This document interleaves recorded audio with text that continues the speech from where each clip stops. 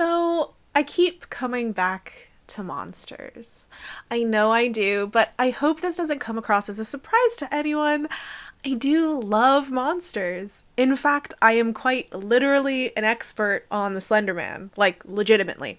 I've analyzed other monsters on this channel, most notably the Babadook, the Pale Man, and depending on your definition of monster, we also have GLaDOS. And believe me, there will be more to come. But I thought today, instead of diving into the study of one particular monster, we should instead look at monsters more generally. I think it's important to think about what these analyses of monsters actually means and why it's important to do. Because at the heart of all the discussions and studies of monsters is an inherent truth.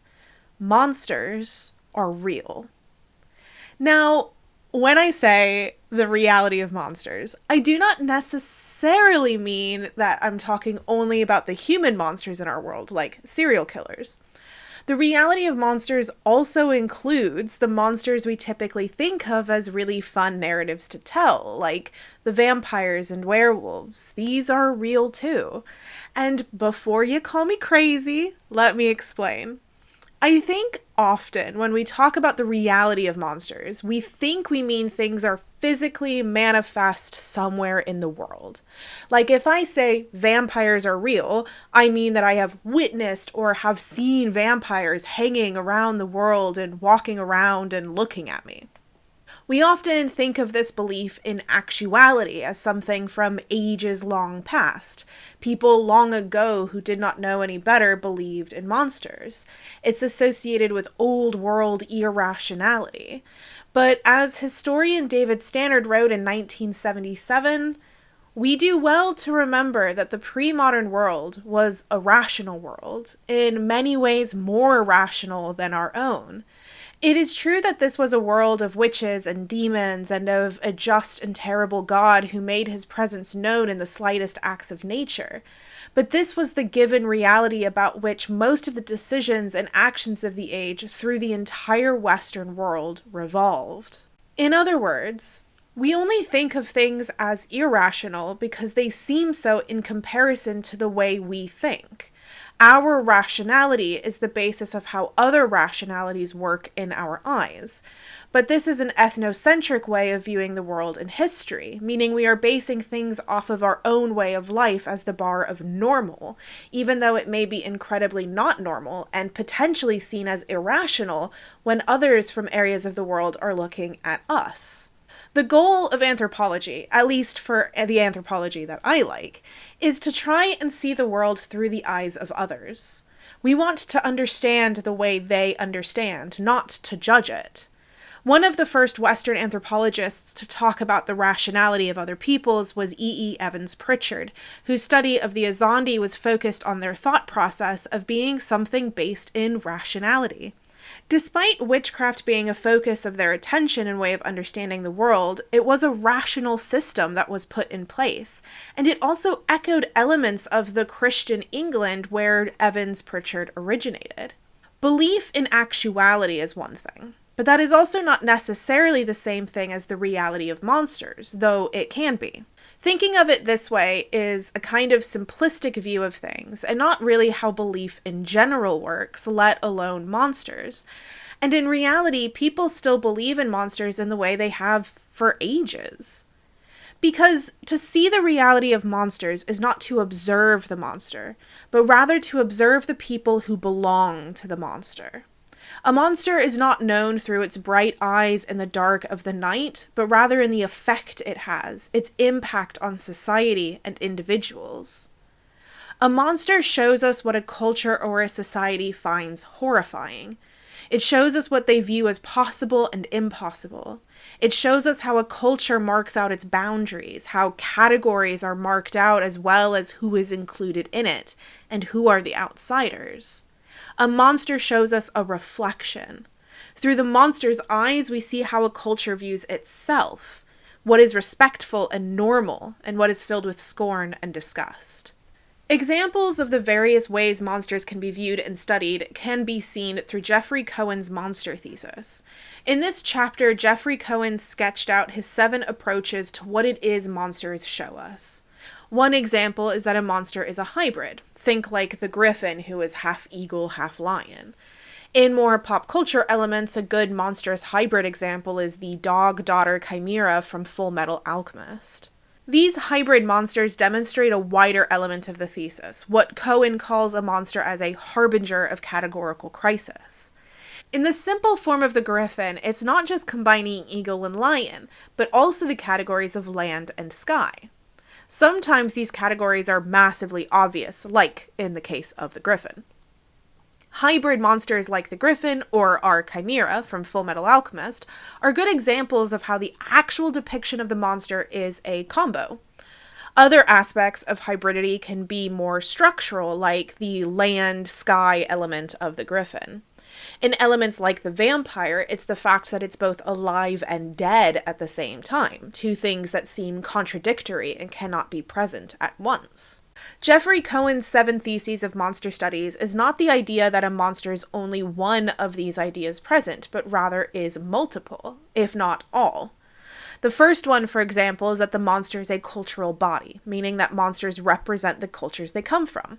Studying the monster gives us a look into the cultural system they come from. The hybridity found, for example, can also be paired with the monster dwelling at the gates of difference, as well as policing the borders of the possible.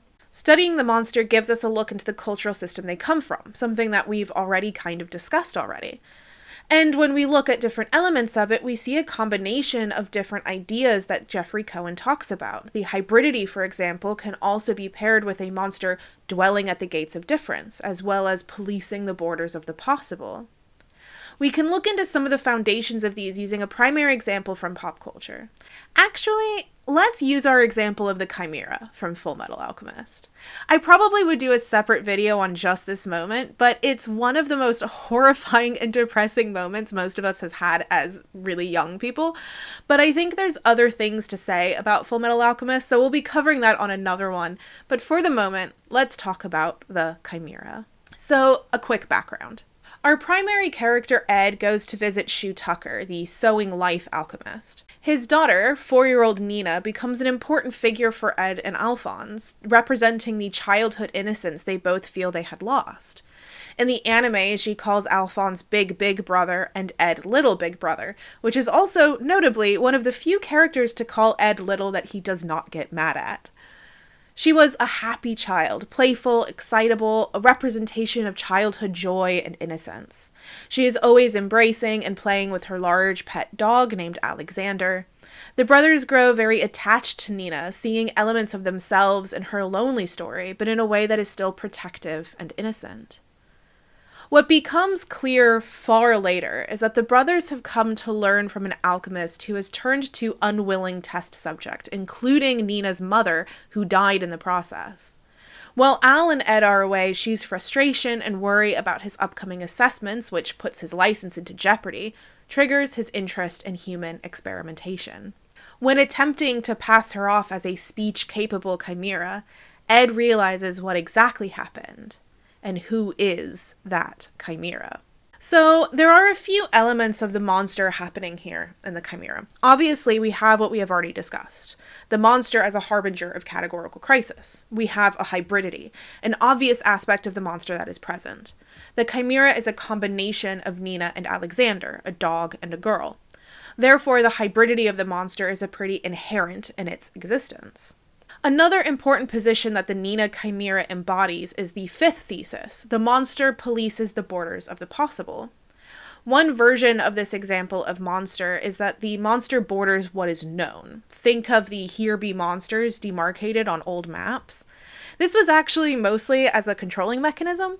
For example, Cohen points out that the merchants could have used this demarcation to discourage exploration into their established trade routes in order to maintain monopolies, but it can also represent other things, primarily the risk of venturing into thoughts and actions which are unknown. Shu Tucker represents the danger of pushing into the worlds of the unknown. The obsession with wanting to advance knowledge without any concern of what that might mean results in a lack of care or concern for those around him and what they may mean. In essence, the Nina Chimera is a monster which demonstrates the boundaries that cannot, must not, be crossed. It is more than the categories of girl and dog that are crossed, but rather the boundaries of what knowledge and information is bordering scientific advancement. Scientific advancement may be a great as an idea, but if it comes at the sacrifice of human life, particularly of the life of an innocent, then is it truly worth the advancement that it produces? Shu was successfully able to make a chimera which was capable of speech, but at what cost? What is truly scary about the chimera as a monster is not just that it is a cross of a young girl and a dog, but rather the idea of how it came to be. It's the demonstration of what scientific advancement could do, what monsters border the boundaries. But more importantly, it shows us what monsters humans themselves can be when faced with this possibility. It is not just bordering the possible of scientific advancement, but also bordering the possible of humanity. It demonstrates how a man could turn against his love and his family for the sake of his own advancement. This is how studying a monster can reveal much about what a story is telling us. Deep in the story of Fullmetal Alchemist is the questioning of the morality of science, a hefty debate between science and religion in terms of what should be or should not. The show demonstrates regularly, both in the background of our main characters Ed and Al, but also in each alchemist they encounter, that there is great cost to doing massive advancements in alchemy. While cases like Ed's limbs and Al's body shows a personal sacrifice, Shu represents a selfish sacrifice, one that is inflicted on others rather than on the self. In this sense, the Chimera monster in Fullmetal Alchemist is a very real monster. The life destruction of many scientific advancements are historically noted, most obviously being the atomic bomb. While we can praise what advancement this shows us in scientific endeavors, it came at a great cost of life. Such sacrifices are frequently bordering the possible of our knowledge, and therefore the Chimera is not exactly an unfamiliar consideration. Monsters are amazing. They're amazing because they scare us. They show us what categories we hold dear and don't want to blur. They show us what boundaries we want to protect. They show us what we want to care for and treasure, but also what we secretly desire deep inside the worst recesses of our souls. The things that some part of us would sacrifice anything to achieve.